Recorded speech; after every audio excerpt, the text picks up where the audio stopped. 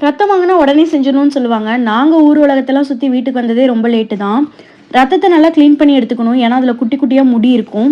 சின்ன வயசில் நான் நான்வெஜ்ஜே சாப்பிட மாட்டேன். நான்வெஜ் செய்கிற அன்னைக்குன்னு பார்த்து ரசம் தயிர் எல்லாம் எடுத்துகிட்டு போய் ஒரு ஓரமாக உட்காந்துக்குவேன்.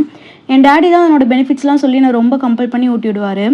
ஆஃப்டர் மேரேஜ் ஹஸ்பண்ட் கம்பல்ஷன் ஒரு வழியாக சாப்பிட ஆரம்பிச்சிட்டேன். எல்லாமே சூப்பர் டேஸ்ட்டில் இருந்துச்சு. பெனிஃபிட்ஸ் விட டேஸ்ட்டுக்காகவே சாப்பிட்டாச்சு. இப்போ மேக்ஸிமம் நான்வெஜ் தான் வீட்டில்.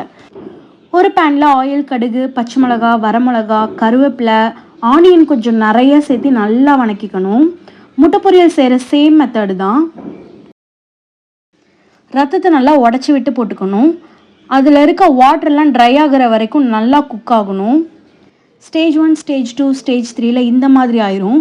அப்புறம் கொஞ்சம் கொத்தமல்லி தூவி ஒரு பெரட்டி இறக்கிடணும். சூப்பரான ரத்த பொரியல் ரெடி ஆயிடுச்சு. உப்பெல்லாம் போடக்கூடாது. எனக்கு தெரிஞ்ச ரத்த பொரியல் இன்னும் நிறைய பேர் சாப்பிடாம இருக்கீங்க. ஒரு தடவை ட்ரை பண்ணி பாருங்கள், அப்புறம் விடவே மாட்டீங்க. பாய்.